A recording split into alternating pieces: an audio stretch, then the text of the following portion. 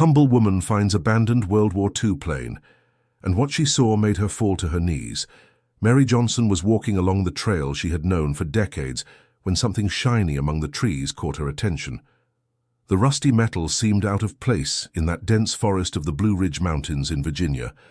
What she saw made her stop in her tracks, her heart racing. It was the fuselage of a military aircraft, covered in moss and vines, as if the forest itself had tried to hide that secret for generations. Mary approached slowly, her hands trembling as she touched the cold metal that told a story much older than her own life. "Oh my God," she whispered, observing the markings on the side of the aircraft. At 58 years old, Mary knew every corner of that region. She had grown up there, married there, raised her children there.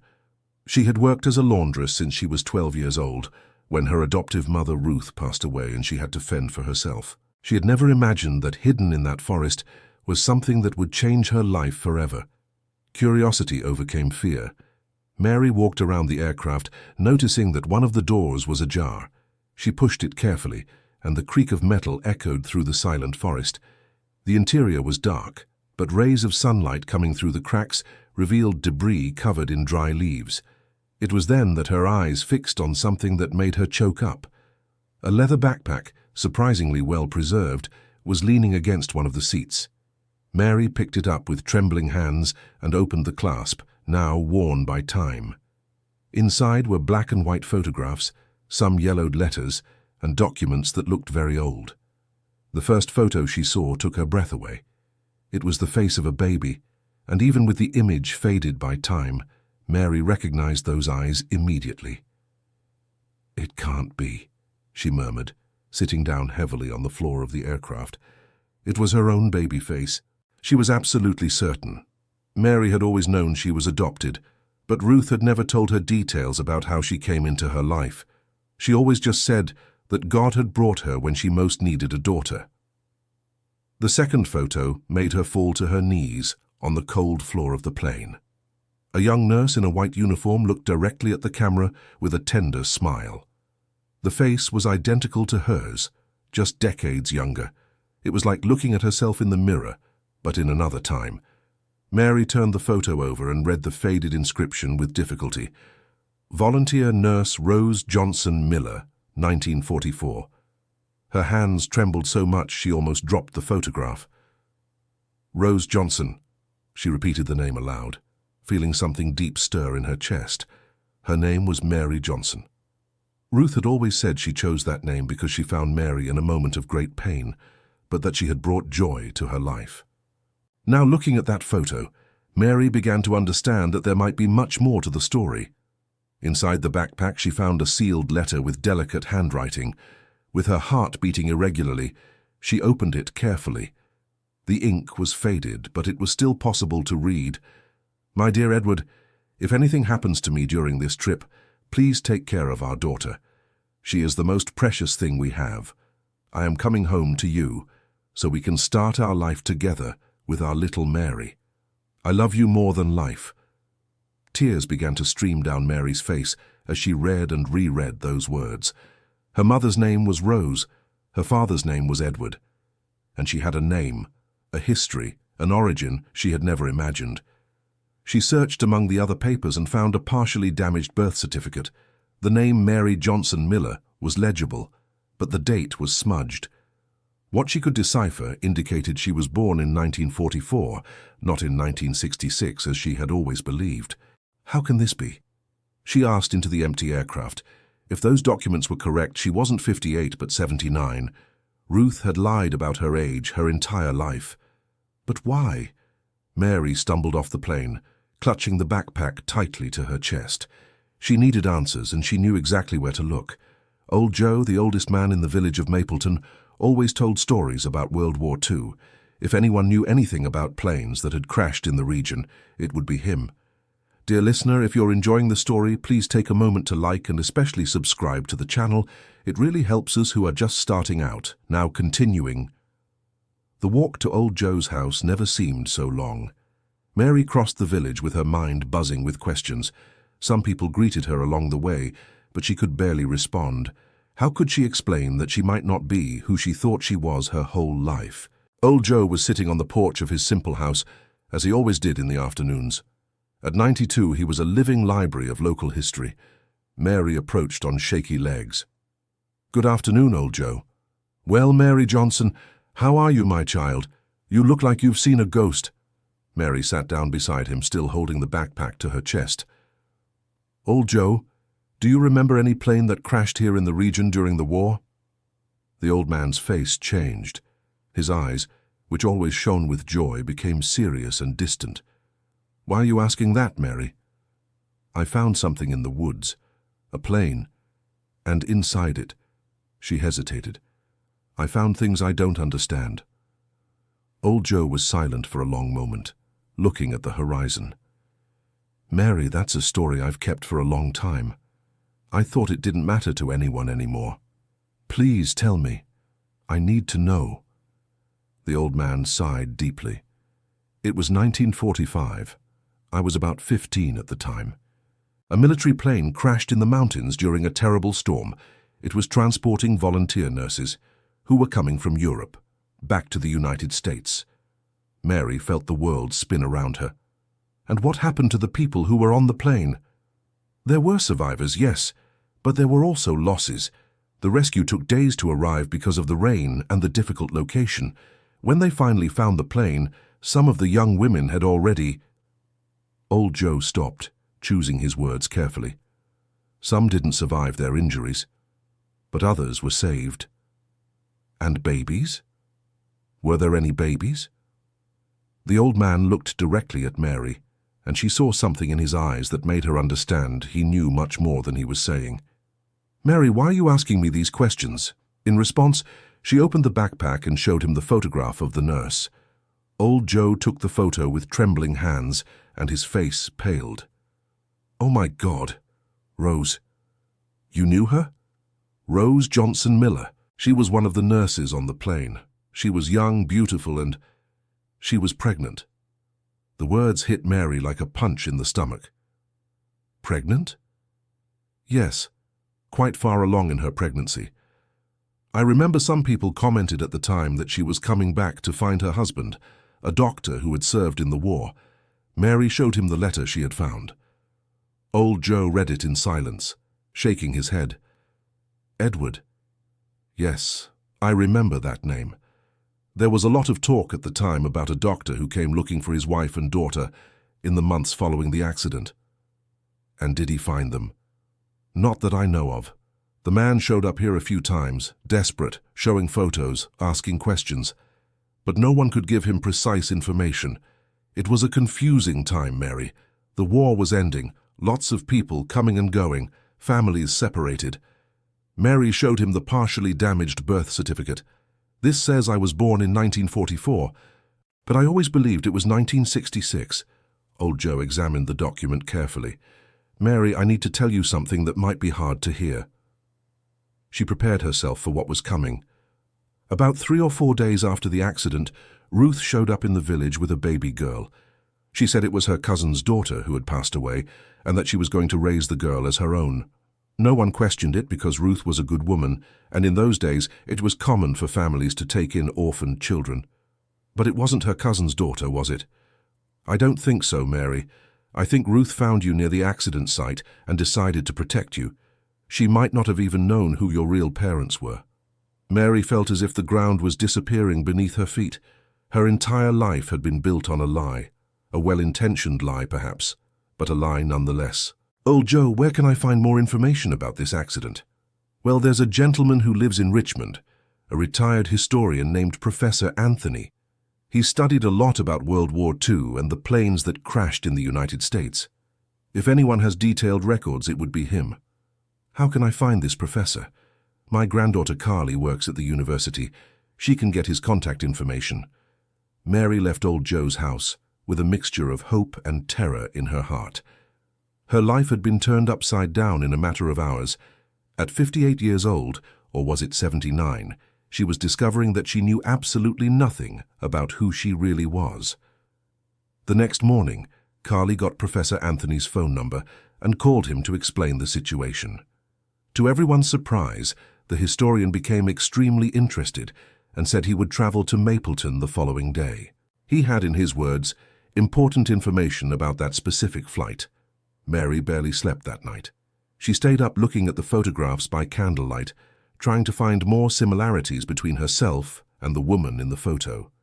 The shape of the eyes, the smile, the jawline, everything was identical. When Professor Anthony arrived the following afternoon, Mary was waiting in the village's central square with her bag beside her. He was a man of about 70, with greying hair and thick glasses, carrying a briefcase full of documents. "You must be Mary," he said, extending his hand.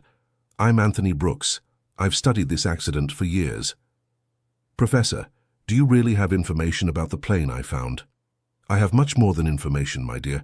I have the complete passenger list, rescue reports, and some things that might interest you a great deal." They sat on a bench in the square, and the professor opened his briefcase. The flight departed from London in October 1945, transporting Brazilian volunteer nurses who had served in field hospitals in Europe. Among them was Rose Johnson Miller, 22 years old, married to the doctor Edward Miller. Mary swallowed hard upon hearing the names. Rose was 8 months pregnant when she boarded. It was a risky trip for a pregnant woman, but she was desperate to reunite with her husband, who had returned to the United States months earlier to prepare a house for the family. And what happened during the flight? Mechanical problems and a severe storm forced an emergency landing in the mountains. The plane was lost for 4 days before rescue arrived. The professor showed a detailed map. During those 4 days, according to the survivors' report, Rose went into labor. The situation was desperate, but some of the other nurses managed to help her with the delivery. Mary felt tears welling up. The baby was born? Yes, she was. A healthy baby girl. But Rose was badly injured from the impact of the accident. When the rescue team finally arrived, she was in critical condition. And the baby? That's the mystery that has intrigued me for years. According to official reports, the baby disappeared before the rescue team arrived. Some people believe that Rose, knowing she wouldn't survive, handed her daughter to someone to protect her. Mary showed the damaged birth certificate. The professor examined the document carefully. This certificate is authentic. It was issued by the field hospital that was set up near the accident site. Professor, do you think I am that baby? Anthony looked at her for a long moment. Mary, you have a striking resemblance to Rose, and the timeline matches perfectly. But there is a way for us to be sure. How? I need to take you to meet someone. One of the surviving nurses from that accident is still alive. Mary's heart almost stopped. She's still alive? Mrs. Grace Williams. She is 95 years old and lives in a retirement home in Richmond. She cared for Rose during her final days and was present at the birth. Would she remember me? Mary, according to Mrs. Grace, Rose spent her last moments asking people to take care of her daughter. If you really are that baby, she would certainly remember. Mary felt like she was about to faint. The possibility of finally meeting someone who knew her real mother was both wonderful and terrifying. Professor, can I ask you something? Of course. I want to go back to the plane before we leave. There are more things there I need to examine. The next morning, Mary took Professor Anthony to the place where she had found the aircraft. The historian was impressed with the condition of the fuselage. Incredible how the forest preserved all this, he commented, taking pictures. Inside the plane, Mary showed him where she had found the backpack. The professor examined every corner of the aircraft with scientific care. Mary, look at this, he said, pointing to a wall in the cockpit. Scratched into the metal, as if someone had used a stone or a piece of metal, were the words, "Take care of my daughter Mary, Rose 1945. Mary sat down on the floor of the plane, sobbing. There was the definitive proof. Her mother had left a message for her before she died. She knew she was going to die, whispered Mary. And she wrote this for me. The professor knelt beside her. Mary, your mother loved you very much. Even knowing she wouldn't survive, she made sure you would be taken care of. But why did Ruth never tell me the truth? Perhaps she wanted to protect you from the pain. Or maybe she didn't even know all the details. The important thing is that she loved you and raised you as her own daughter. Mary found a few more things among the wreckage: a gold wedding band with the initials R&E engraved, and a small perfume bottle that still held a faint scent after decades. "These things belonged to your mother," said the professor. "They are rightfully yours. Dear listener, if you are enjoying the story, please take a moment to like and especially subscribe to the channel. It really helps us who are just starting out." Now continuing. The trip to Richmond was made in silence. Mary looked out the bus window, lost in thought. What would it be like to meet someone who knew her real mother? What would Mrs. Grace tell her about Rose? The Golden Years retirement home was a simple but well-kept building. The director, a kind lady named Sister Lucy, greeted them at the entrance. "Professor Anthony, what a pleasure to see you again. And this must be Mary." "Yes, sister. How is Mrs. Grace?" "As lucid as ever, thank God. She is very eager to meet Mary." When she heard about the visit, she became very emotional. They were led to an interior garden where a very elderly lady was sitting in a wheelchair, looking at a flower bed. Despite her advanced age, her eyes were lively and alert. "Grace, I've brought visitors for you," Sister Lucy said softly. The elderly woman looked up and her eyes fixed on Mary. For a moment that seemed to last forever. They stared at each other in silence. Then tears began to roll down Mrs. Grace's wrinkled face. "Oh my God, Rose," she whispered. Mary moved closer and knelt beside the wheelchair. "Mrs. Grace, my name is Mary. I think you knew my mother." The elderly woman reached out with trembling hands and touched Mary's face. "You look just like her, just like her. Rose, my dear Rose. Can you tell me about her?" Mrs. Grace wiped her tears and took a deep breath. "Rose was the youngest of all of us. She was only 22, but she was as brave as a lioness. She served in field hospitals in France and Italy, caring for wounded soldiers." "And my father, Edward?" "Ah, Edward. Rose talked about him all the time. He was a doctor too, served on the front lines. They met in a military hospital and fell madly in love. They married in a quick ceremony before he had to return to the United States."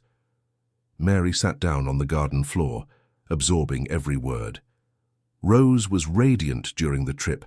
She wouldn't stop talking about meeting Edward, about the house he was preparing, about raising you in peace after so many horrors of the war. "And what happened during the accident?" Mrs. Grace's face grew sad. "It was terrible, my child. The plane suddenly lost altitude. Rose was badly hurt in the impact. She hit her back on a metal structure. But even injured, her only concern was protecting you. I was born on the plane." "Yes. Rose went into labor on the second night. We did what we could to help, but we had almost nothing. You were born so tiny but healthy. Rose cried with happiness when she saw you."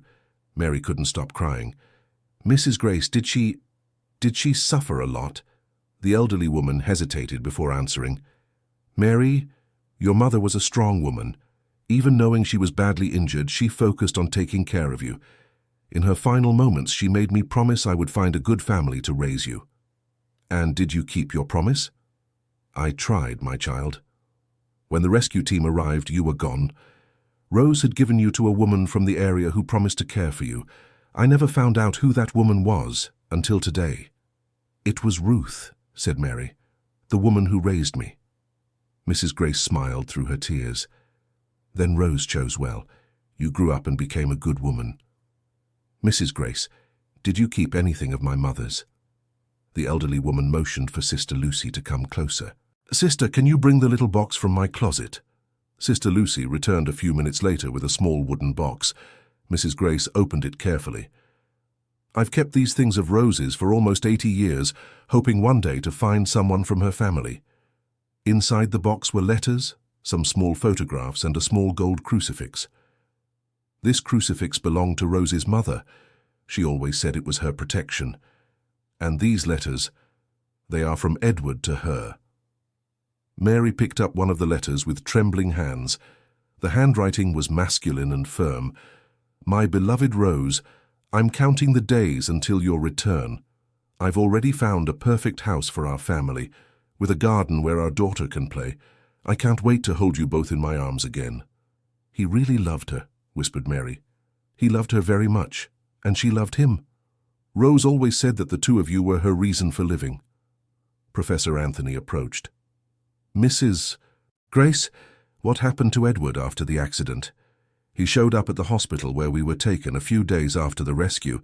He was desperate, looking for Rose and the baby. When he found out that Rose had passed away and that the baby was missing. The elderly woman stopped, emotional. He was overcome with despair. He went back to the area many times looking for clues. He offered money to anyone who had information, but he never found anything. And after that? I never heard from him again. I heard he continued being a doctor, that he never married again. He died young, of a broken heart, they say. Mary felt her heart break. Her father had spent his life looking for her and never found her. Mrs. Grace, where did they want to live, do you know? Rose mentioned a city called, what was it again? Oh yes, Charlottesville. Edward had gotten a job at a hospital there. Professor Anthony wrote everything down in his notebook. Mary, we can investigate if there are records of your father in Charlottesville. After a few hours at the retirement home, Mary said goodbye to Mrs. Grace with a heavy heart. The elderly woman had answered so many questions, but had also created so many new ones. Come back to visit me, my dear, asked Mrs. Grace. You are the only connection I have to Rose. It's as if a piece of her is still alive. I'll come back, I promise.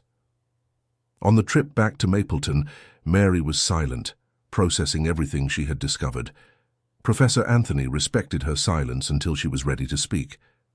Professor, do you think I can find out more about my father? Of course. I'll do some research in the historical archives in Charlottesville. If Edward worked in hospitals there must be records. What if he has family, brothers, cousins? It's a possibility. But Mary, you need to be prepared for anything. We might find good information, it might be painful. I've already discovered my whole life was a lie. I don't know if it can get worse than that. It wasn't a lie, Mary, it was a love story. Your mother loved you, your father loved you, and Ruth loved you. You were loved by many people. Back in Mapleton, Mary went straight to the small cemetery where Ruth was buried. She knelt before the simple cross and placed wildflowers she had picked along the way. Ruth, now I understand why you never told me the truth. You wanted to protect me from the pain. But I need you to know that I love you just the same. You were my mother who raised me, and you always will be. She spoke softly, as if Ruth could hear her. I found my story, Ruth.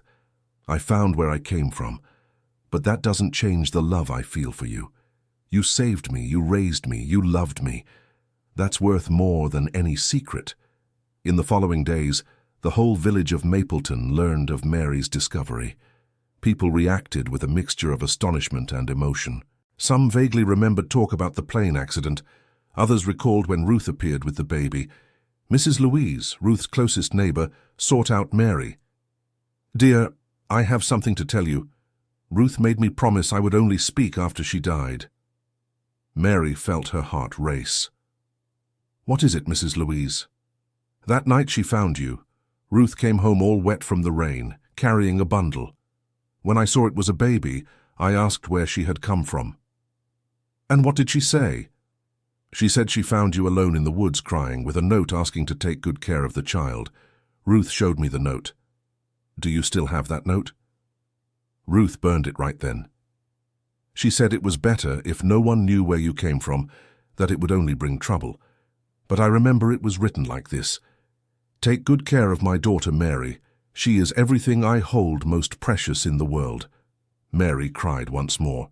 Her mother Rose had really worried until the last moment to make sure she would be cared for. Dear listener, if you are enjoying the story, please take a moment to like and especially subscribe to the channel. It really helps us, who are just starting out. Now continuing. A week later, Professor Anthony called with news. His voice was excited on the phone. Mary, I found information about your father in Charlottesville. What did you find out? Edward actually worked at Charlottesville Mercy Hospital between 1946 and 1952. And there's more. He helped found a pediatric wing at the hospital, specialized in newborn care. He took care of babies? Yes, According to the records, he specialized in neonatology after losing you. It was as if he was trying to honor the memory of you and Rose by caring for other children. Mary had to sit down. Imagining her father dedicating his life to taking care of babies because of her was both devastating and comforting at the same time. Professor, did he have family in Charlottesville? That's the most interesting part. I found his death certificate from 1952. He died young at 35, a victim of pneumonia. But the certificate lists an older brother as next of kin, Joseph Miller. My uncle? Probably. And Mary, Joseph was still alive until at least 1990, according to voter registration records. I could have a living uncle. It's possible. It needs deeper investigation, but it's a promising lead. Mary couldn't sleep that night. The possibility of having living family, people who knew her parents, was both exciting and frightening. The next day, she decided to make the trip to Charlottesville, accompanied by Professor Anthony. The historic town was a few hours away, and Mary watched through the window the mountains that perhaps her parents had seen together. Charlottesville Mercy Hospital was an old but well-maintained building. The current director, Dr. Helen, received them in her office. We do indeed have records of Dr. Edward Miller, she confirmed after consulting old files. He was a very respected doctor here. There's even a wing named after him. A wing named after my father? Yes, the Dr. Edward Miller Wing in pediatrics. It was inaugurated in 1950.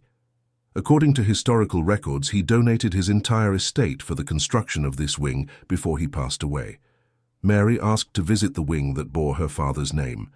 Upon entering the hallway, she saw a bronze plaque, Dr. Edward Miller Wing, dedicated to the children who need care and love.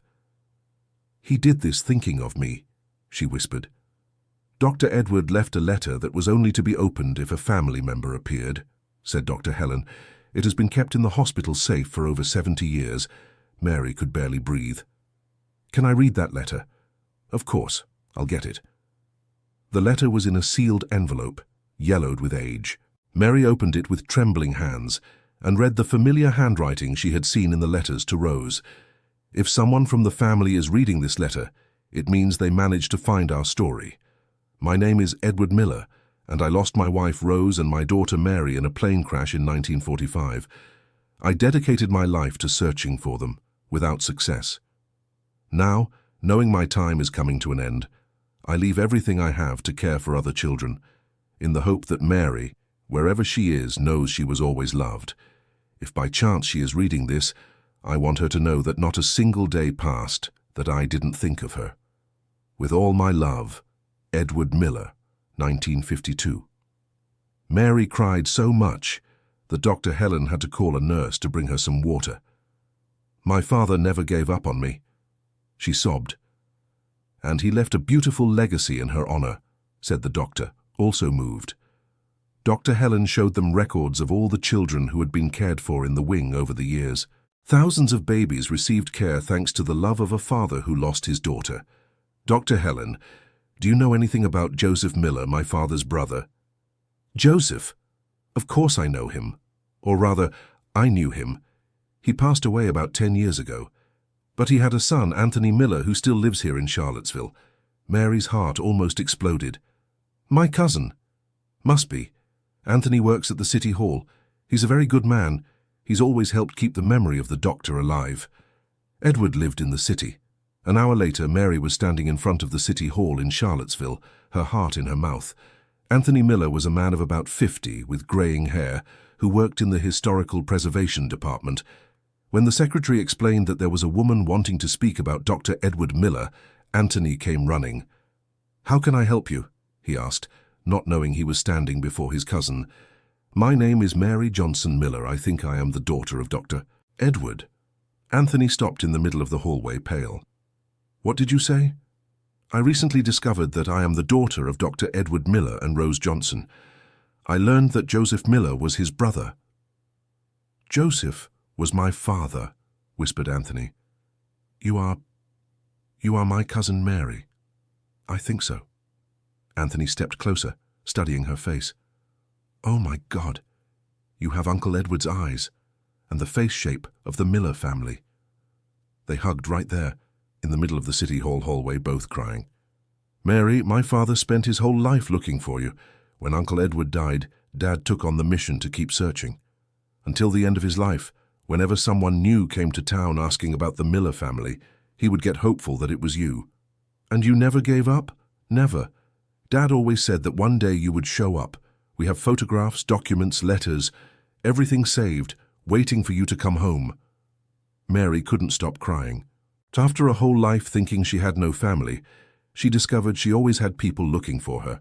Anthony took her to his house, a well-kept colonial building in the historic center of Charlottesville.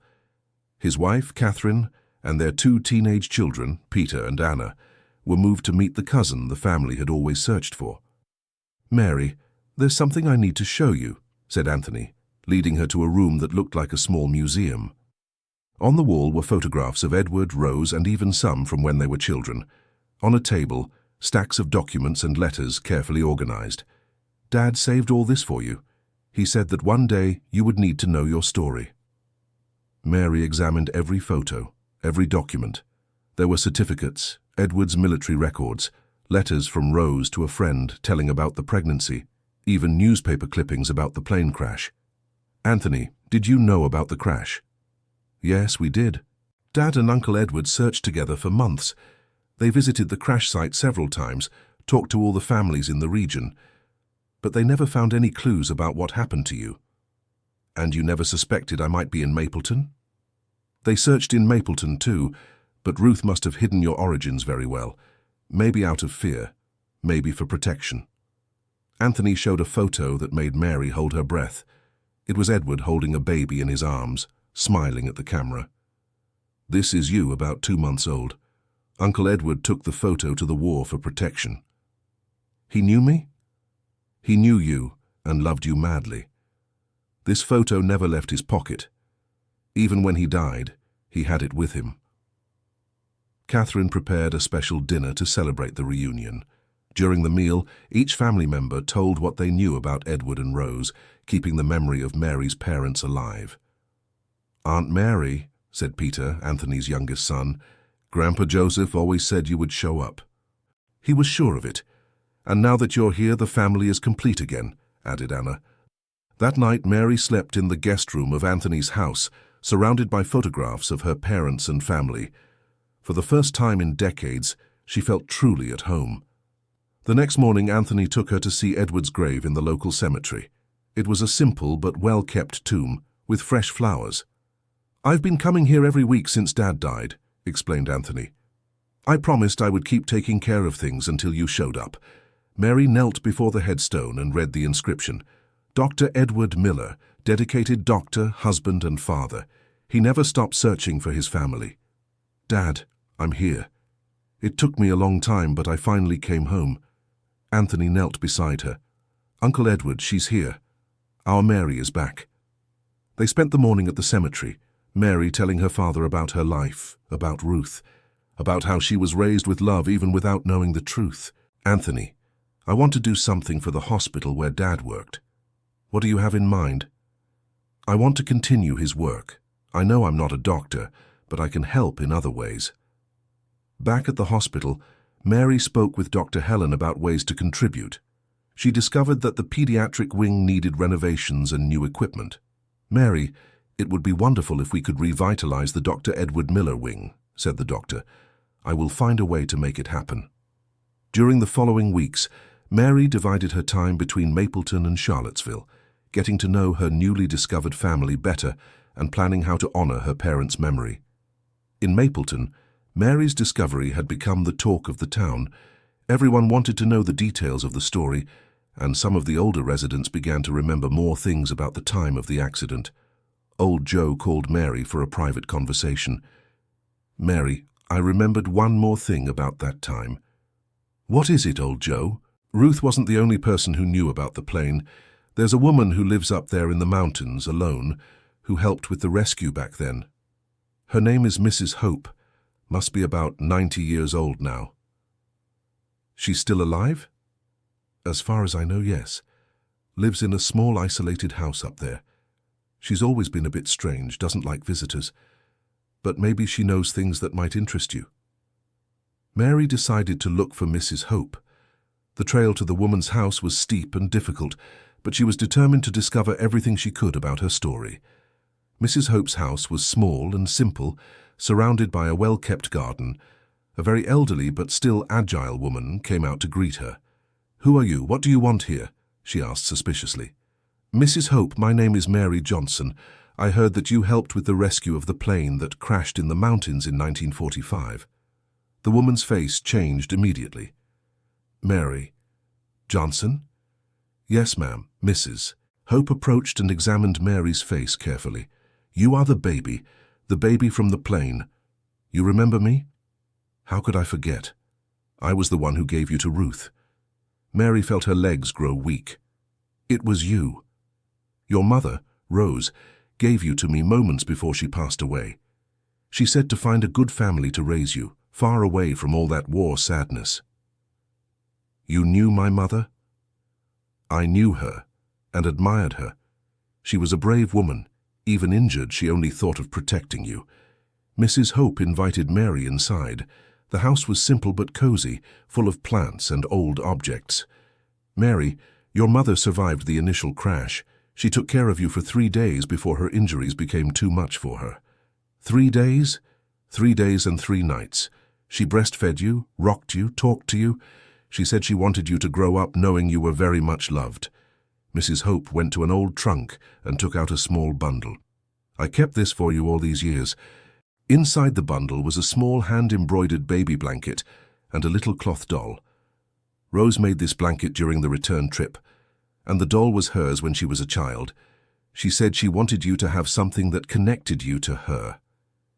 Mary hugged the blanket and the doll, smelling the sweet scent that still lingered after decades.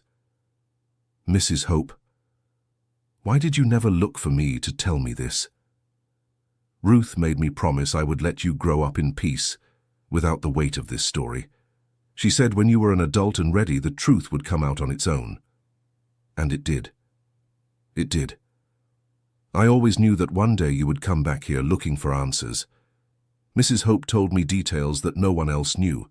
How Rose had written letters to Edward for 3 days, which were lost in the rain. How she sang lullabies to Mary, even while in pain. How in her final moments she kissed her daughter's forehead and said, "I love you, my little Mary." "Her last words were about you," said Mrs. Hope.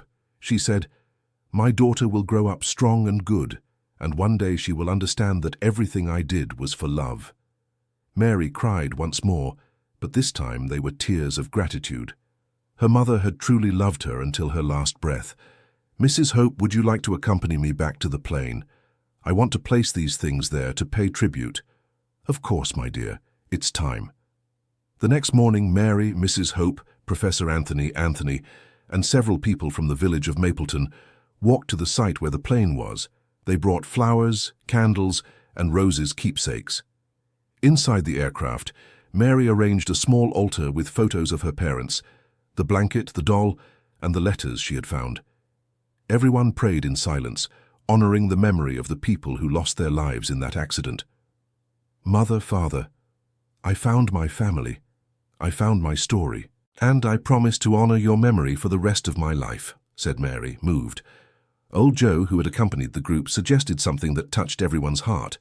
"Mary, what if we turn this place into a memorial so that your story can inspire other people?" "A memorial?" "Yes, a place where people can come to reflect on love, family, and overcoming adversity. Your story can help many people who are also searching for their origins." The idea was approved by everyone. In the following weeks, the community mobilized to clean and organize the site. The plane was carefully preserved, and a small garden with benches for visitors was created around it. Mary decided to use part of the inheritance she discovered she was entitled to, a pension as the daughter of a war veteran, to help maintain the memorial and renovate the pediatric wing of the hospital in Charlottesville. Mary's story began to spread throughout the region, and soon it reached the local press. Journalists came to interview the woman who found her origins after decades, and the story touched the hearts of many people. One day, an elderly woman appeared in Mapleton looking for Mary. It was Mrs. Alberta, who had worked as a midwife in the region at the time of the accident. Mary, I heard your story on the radio and came here to tell you something I've never told anyone. What is it, Mrs. Alberta? I helped deliver you inside the plane. Your mother called for me because I had experience with difficult births. You were a very brave baby. You were born without crying, as if you knew you had to be strong. You were there. I was. And I want you to know that your mother smiled when she saw you. Even with all the pain she was in, she smiled and said you were the most beautiful thing she had ever seen. Mrs. Alberta brought a special gift for Mary, a small silver bell that Rose had asked to be placed in her daughter's cradle. She said the bell would always protect you. I've kept it all these years hoping to find you.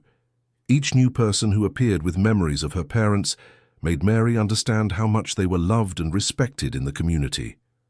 Rose and Edward had touched many lives during the short time they spent in the region. Mary decided to organize a special ceremony at the memorial, inviting all the people who had known her parents or had taken part in her story in some way. Mrs. Grace came from Richmond, despite her advanced age. Mrs. Hope came down from her mountain. The family from Charlottesville attended in full force. During the ceremony, each person shared a memory of Rose or Edward.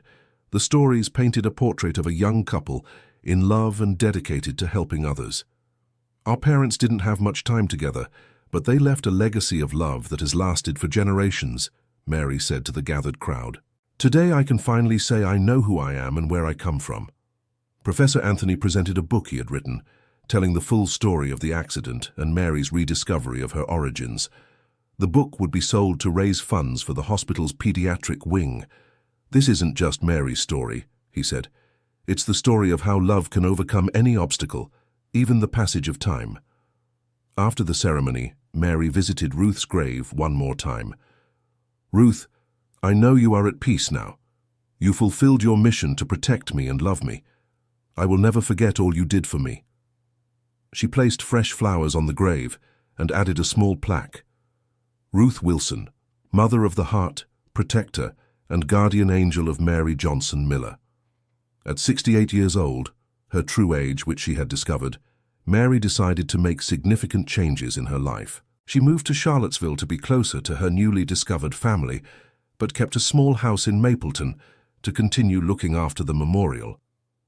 She began volunteering in the hospital's pediatric wing, helping to care for premature babies and their families. It was as if she were continuing her parents' work, caring for children who needed love and protection.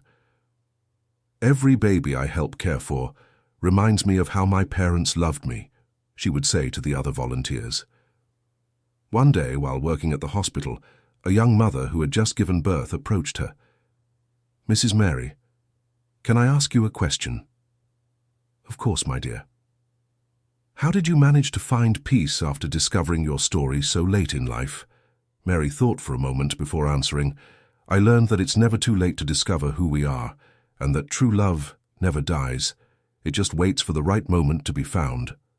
The young woman smiled, rocking her baby. I hope I can be as brave a mother as your mother was. You already are just by being here caring for your child. Mary developed a special program at the hospital called the Rose Project in honor of her mother. The project offered psychological and practical support for single mothers and families in need. My mother taught me that a mother will do anything to protect her child, Mary explained to the project's donors. I want to help other mothers find that same strength. Her cousin Anthony became not just family but a great friend. They would spend hours talking about Edward, recalling stories that Joseph had told about his brother. Uncle Edward would be proud to see how you honor his memory, Anthony would say. And your father would be happy to know they finally found me. Catherine, Anthony's wife, treated Mary like a sister. Peter and Anna, the couple's children, loved listening to their aunt's stories about the airplane and the grandparents they had never met. Aunt Mary, are you going to tell this story to your grandchildren too? Anna asked one day. I don't have any grandchildren, dear. But you have us. And one day, when I have children, you'll tell them too, right? Mary smiled, feeling fulfilled. She had a family that loved her and accepted her story as part of their own identity. The airplane memorial became a well-known local attraction. People came from far away to learn the story of love and perseverance that the site represented.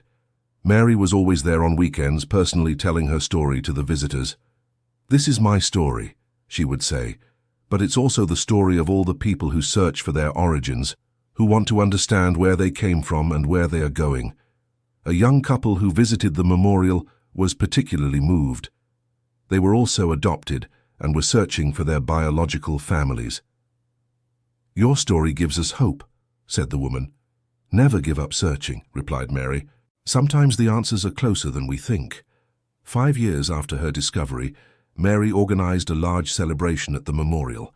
It was to celebrate not only her reconnection with her origins, but also all the families who had been reunited, inspired by her story. The event brought together dozens of people who had found lost relatives after learning about Mary's story. There were siblings separated in childhood, parents who reunited with children given up for adoption, grandparents who discovered grandchildren they never knew existed. "You have taught me that family isn't just about blood," said Mary during her speech. "It's about love. It's about care. It's about never giving up on each other." Mrs. Grace, now 100 years old but still lucid, was the guest of honor at the celebration. She had become a sort of grandmother to Mary, and they corresponded regularly. "Mary, my dear, seeing you happy and fulfilled is the best gift I could receive," said the centenarian, holding Mary's hands. "Mrs. Grace, you were the link that connected me to my mother. Without your memories, I would never have truly known Rose." During the celebration, a plaque was unveiled at the memorial with the names of all the people who died in the plane crash, honoring their memories and their interrupted dreams. "Every person here had a story, a family, dreams for the future," said Mary. "We honor not only my parents, but all of them." The event was covered by national television, and Mary's story inspired a documentary about families separated by war and other historical circumstances. "Your story represents thousands of other stories that were never told," said the documentary's director. "It's about resilience, about love that overcomes time and distance." At 73 years old, Mary remained active at the hospital and the memorial. Her health was good, and she said she had found her true calling in helping others. One day she received a letter from a woman in France who had seen the documentary. The letter told a similar story of a Brazilian nurse who had worked in French hospitals during the war. "I think I may have known your mother," wrote the French woman. "I have some photographs I would like to share with you." Mary replied immediately, and a few weeks later she received a package with photographs of Rose working in a field hospital in France. The images showed her mother smiling, caring for wounded soldiers, always with an air of determination and kindness. "Look at that, Mother," said Mary, speaking to the photograph. "You helped people from all over the world. How proud I am to be your daughter." One of the photographs showed Rose alongside other Brazilian nurses, all in uniform and ready to save lives. On the back, someone had written, "Brazilian Angels on French Soil." Mary framed this photo and placed it in a prominent spot at the memorial. It represented the spirit of service and dedication that Rose had demonstrated throughout her short life. The correspondence with the Frenchwoman turned into a lasting friendship. Marie-Claire, the sender of the photos, was the daughter of a soldier who had been cared for by Rose. They began to exchange letters regularly, sharing memories and stories of their families. "It's incredible how your mother touched lives in so many different places," wrote Marie-Claire. "My father always spoke of the Brazilian nurse who saved his life with her dedication and kindness." These discoveries kept coming over the years. Former soldiers or their children would get in touch to share memories of Rose or Edward. Each new story added more pieces to the puzzle of her parents' lives. Mary began organizing all these stories in a special file at the memorial. Visitors could read about the lives of Rose and Edward through the eyes of dozens of people who knew them. "My parents only lived into their early 20s, but they left deep marks on so many lives," Mary reflected. "That taught me that it's not the time that matters, but the depth of the love and care we offer to others." At 75, Mary decided to write her own memoirs. She wanted to document not only the discovery of her origins, but also the lessons she learned about family, love, and identity. "This book is for all the people who feel lost," she explained to her editor, "to show that it's never too late to find our place in the world." The book, titled "Never Too Late to Come Home," became a regional bestseller and inspired many people to search for their own family stories. During the book launch, Mary was surprised by the presence of Anna, now a young adult of 25, who brought special news. "Aunt Mary, I want you to be the first to know I'm pregnant," Mary cried with joy. She would finally have a baby to spoil, a new generation of the Miller family to love and care for. "This baby will grow up knowing the story of their great-grandparents Rose and Edward," said Anna, emotional, "and will know they have a great-great-aunt who is the bravest woman in the world." Anna's pregnancy brought a special joy to the whole family. Mary helped organize the baby's room, hand-stitched little blankets like Rose had done for her, and told stories to Anna's belly about the grandparents the baby would come to know through memories.